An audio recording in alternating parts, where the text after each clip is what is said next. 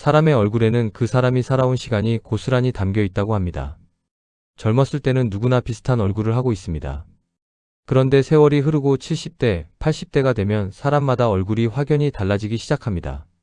어떤 분은 나이가 들수록 얼굴에서 빛이 납니다.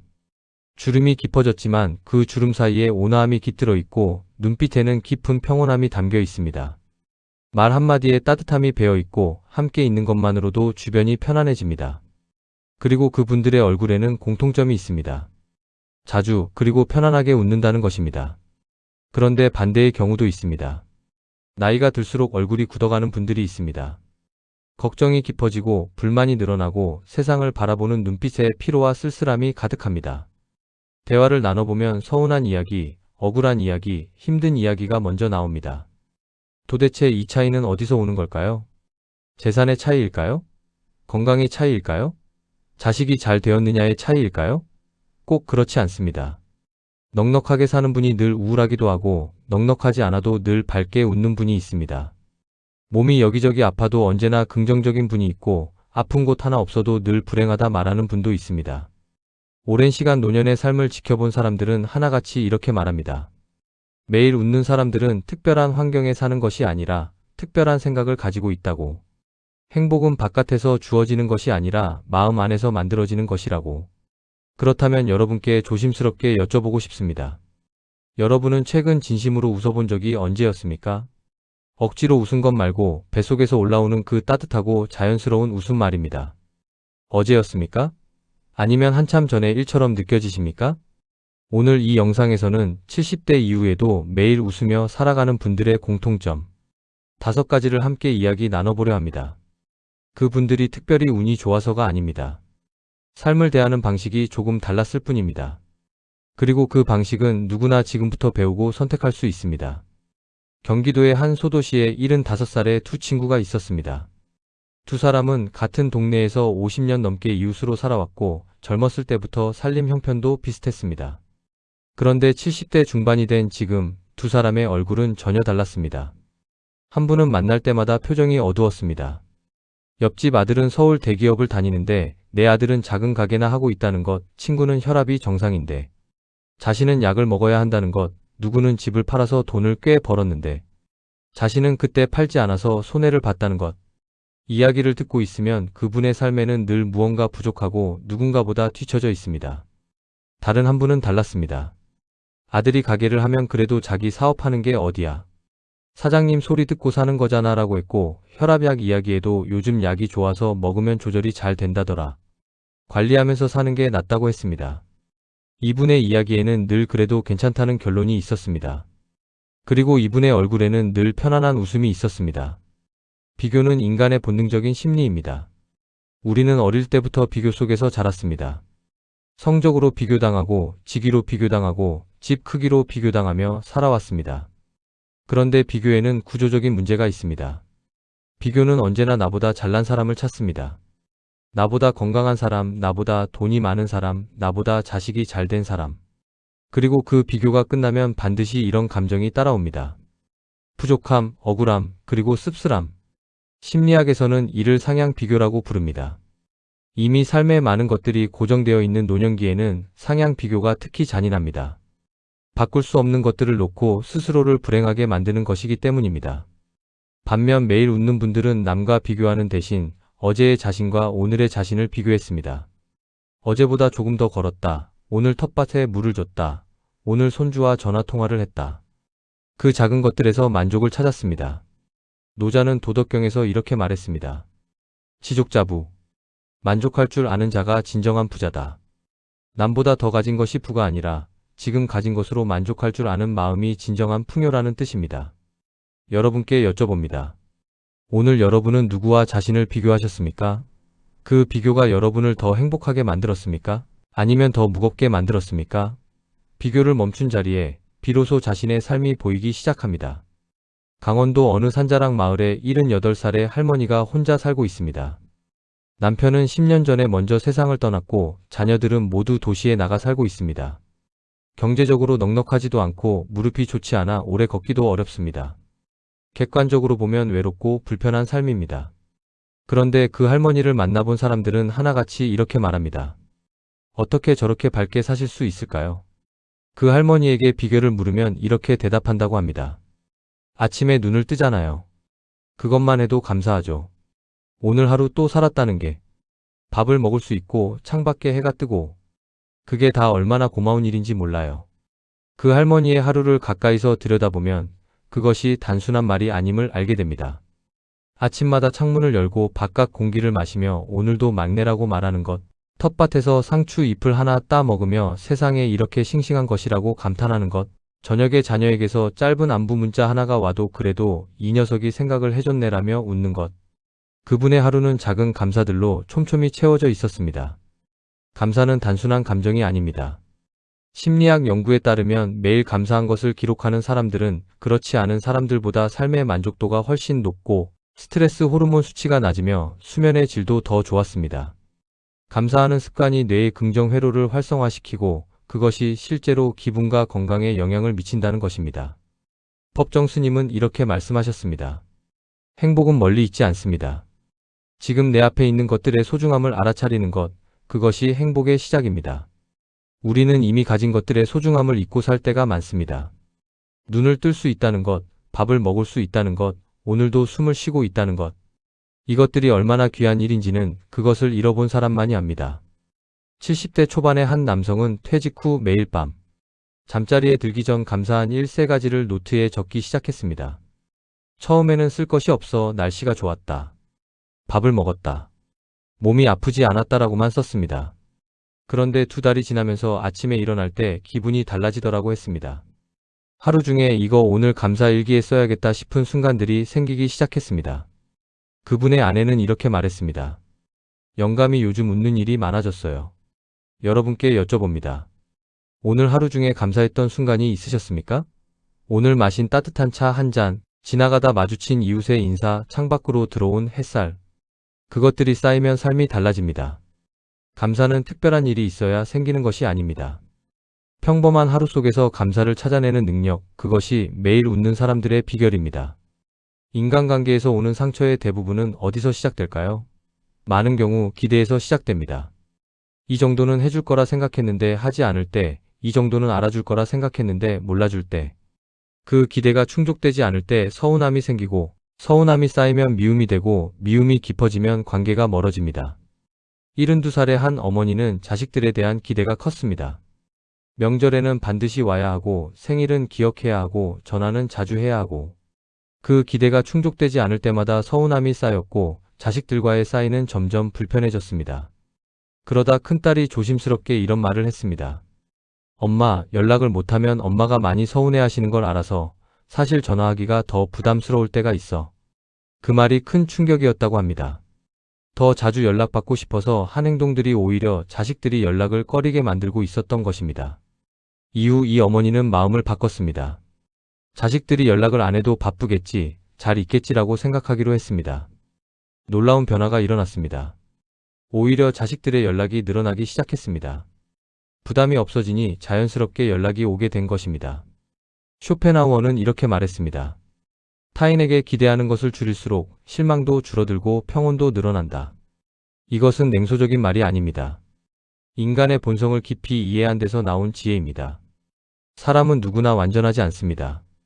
내가 원하는 방식으로 행동해 주기를 기대하는 것은 사실 상대방에게 내 기준을 강요하는 것일 수 있습니다. 배우자와의 관계에서도 마찬가지입니다. 75살의 한 남편은 이런 말을 했습니다. 젊었을 때는 아내가 말 안 해도 내 마음을 알아야 한다고 생각했어요. 그게 얼마나 터무니없는 기대였는지 나이 들어서야 알았어요. 이제는 말을 해요.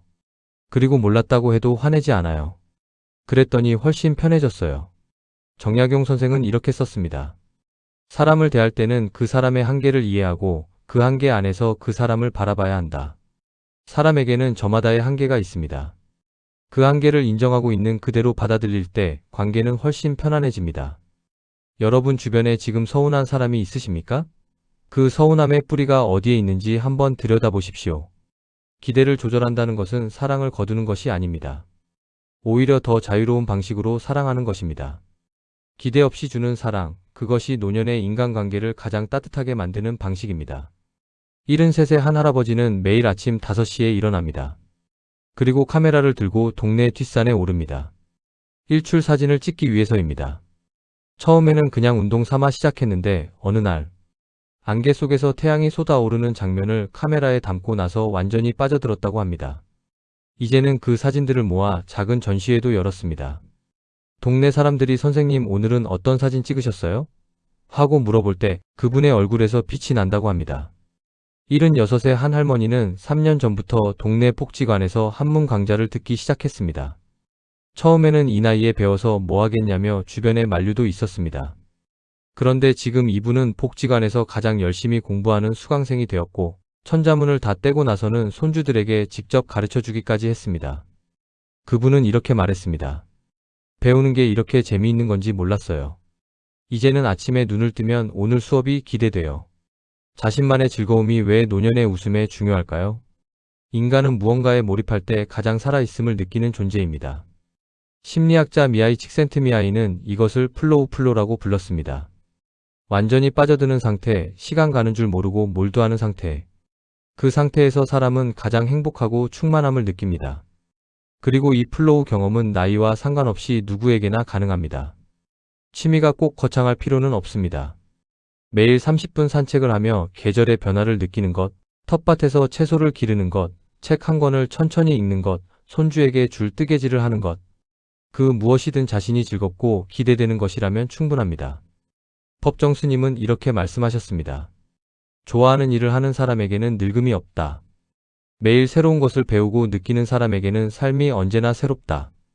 나이가 들면서 몸은 노화하지만 마음이 활발하게 움직이고 있는 사람은 정신적으로 늙지 않습니다.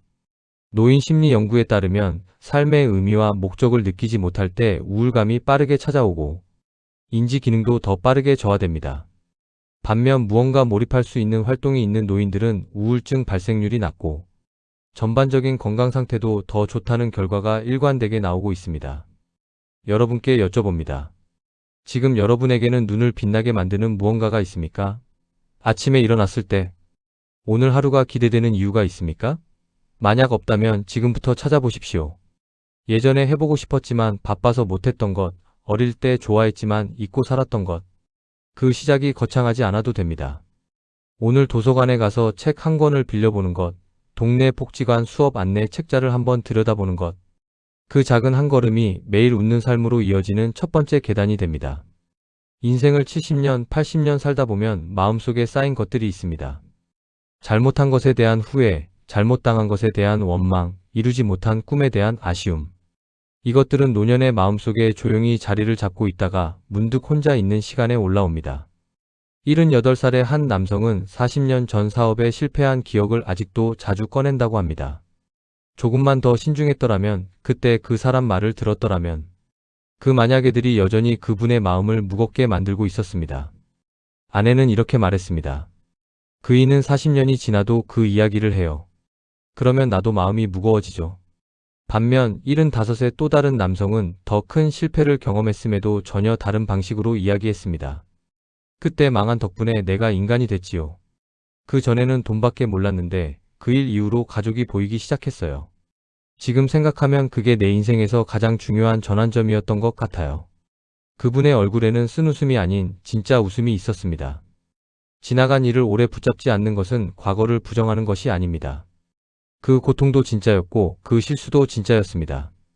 다만 그것을 지금 이 순간에도 계속 들고 다닐 필요는 없다는 것입니다. 빅터 프랭클은 이렇게 말했습니다. 과거는 바꿀 수 없습니다. 하지만 그 과거를 어떻게 바라보느냐는 바꿀 수 있습니다. 그리고 그 관점의 변화가 현재의 삶을 완전히 다르게 만들 수 있습니다. 노자는 이렇게 말했습니다. 곡 직전. 굽힐 줄 알아야 온전해진다.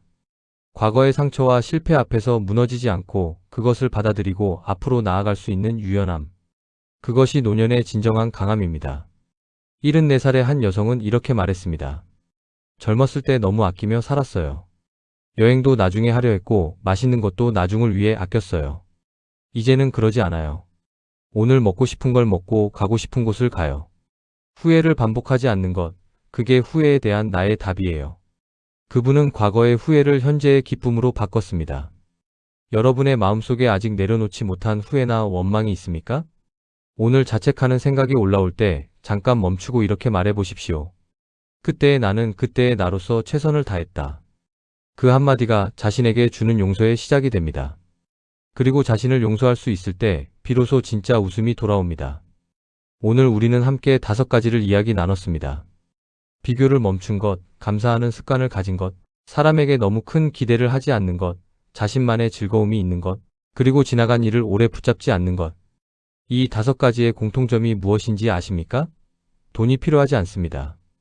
특별한 재능도 필요하지 않습니다. 자식이 잘 되어야 가능한 것도 아닙니다. 모두 마음의 방향을 바꾸는 것입니다. 삶을 대하는 태도를 조금 달리하는 것입니다.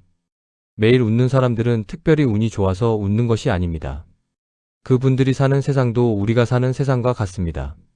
아픔도 있고 걱정도 있고 외로움도 있습니다.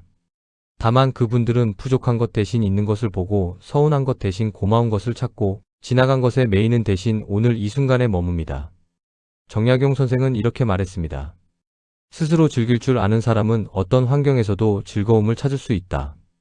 외부 환경이 즐거움을 만드는 것이 아니라 즐거움을 찾는 눈이 환경을 즐겁게 만든다는 뜻입니다. 노년은 슬픈 시간이 아닙니다. 오히려 인생에서 가장 자유로워질 수 있는 시간입니다. 더 이상 남의 기준에 맞춰 살지 않아도 되고 내가 원하는 속도로 걸어도 되고 오늘 하루를 오롯이 내 것으로 살 수 있는 시간. 그 시간을 어떻게 채우느냐는 전적으로 우리 자신의 선택에 달려 있습니다. 지금 이 순간 여러분 곁에 무엇이 있습니까? 따뜻한 방, 마실 수 있는 물, 이 영상의 소리를 들을 수 있는 귀. 이것들이 모두 작은 행복입니다. 오늘 하루 비교 대신 나의 하루를 바라보십시오. 불만 대신 감사를 하나만 찾아보십시오. 기대 대신 있는 그대로의 사람을 바라보십시오. 오래된 후회 대신 오늘의 기쁨에 집중하십시오. 그리고 자신만의 작은 즐거움을 하나 만들어 보십시오. 그것들이 쌓일 때 어느 날 거울을 보면 자신도 모르는 사이에 웃고 있는 얼굴을 발견하게 될 것입니다. 행복은 멀리 있지 않습니다. 오늘 웃을 수 있는 이유 하나만 찾아보십시오. 그것이 인생을 바꾸는 시작이 될 수 있습니다. 70대 이후의 웃음은 인생이 준 가장 아름다운 선물입니다. 그 선물을 받을 자격이 여러분 모두에게 있습니다.